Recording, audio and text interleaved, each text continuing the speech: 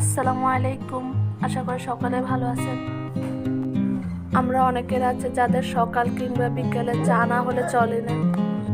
যারা চা তৈরি করতে পারবে না, আশা করি তারাও এই স্বাদের চা তৈরি করতে পারবেন।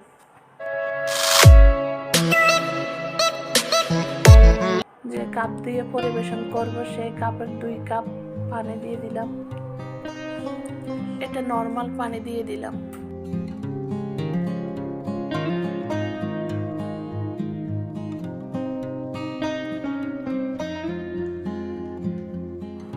একটা এলাচ ফাটিয়ে দিয়ে দিব।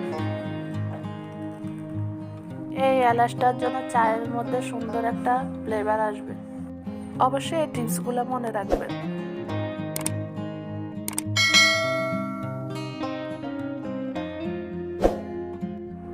গরম পানির মধ্যে উঁচু উঁচু করে 3-4 চামচ চা পাতা দিয়ে দিব। চা পাতাটা অবশ্যই ভালো মানের হতে হবে, তাহলে সুন্দর একটা কালার আসবে এবং ফ্লেভারটাও ভালো হবে।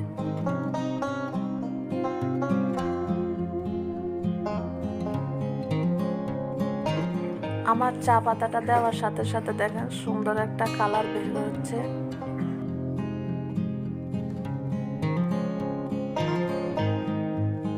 চুলার আঁচটা মিডিয়াম করে ঢাকনা দিয়ে দিব। বেশি আঁচ দেওয়ার ফলে চাটা তিতা হয়ে যাওয়ার সম্ভাবনা থাকে।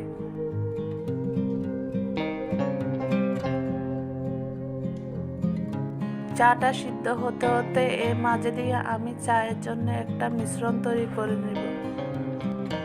আমি দিয়ে দিলাম চায়ের মধ্যে 1.5 চামচ চিনি।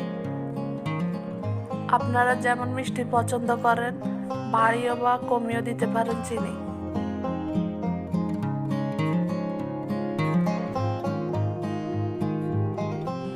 দিয়ে দিব উঁচু উঁচু করে 2 চামচ মিল্ক পাউডার।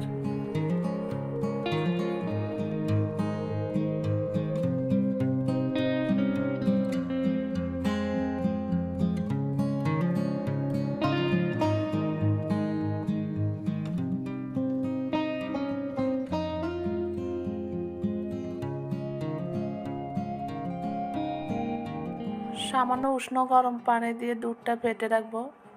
অবশ্যই মনে রাখবেন বেশি গরম পানি দেওয়া যাবে না, তাতে দুধটা দলা পেকে যেতে পারে। চিনিটা না গলা পর্যন্ত মিশ্রণটা ফেটে নিব।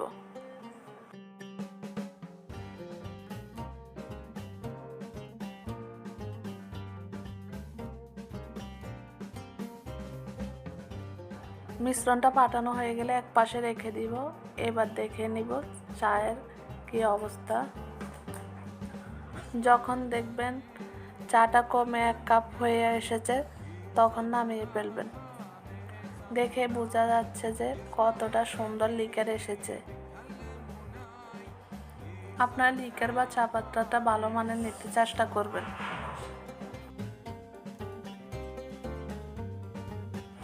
আমার লিকারটা 1 কাপ পরিমাণ হয়ে গেছে। এখন আমি মিশ্রণটার মধ্যে ঢেলে নেব।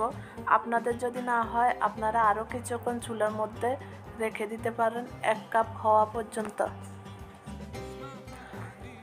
আপনারা অবশ্যই দুধের মিশ্রণটা আগে দিয়ে তৈরি করে রাখবেন, তাহলে গরম গরম চা পরিবেশন করতে পারবেন। লিকারটা ঢেলে নেওয়ার পরে এবার ভালো করে চামচ দিয়ে মিশিয়ে নিব।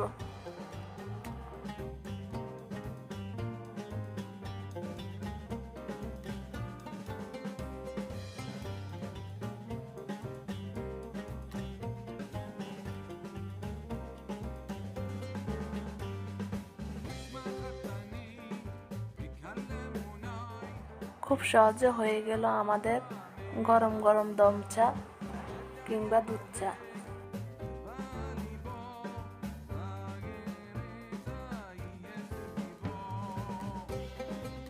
আপনারা এই করোনার মধ্যে সতর্ক থাকার চেষ্টা করবেন। দোয়া করি ভালো থাকেন আর আমার জন্য দোয়া করবেন। আর আমার ভিডিওটি যদি ভালো লেগে থাকে সাবস্ক্রাইব করে পাশে থাকবেন। আল্লাহ হাফেজ।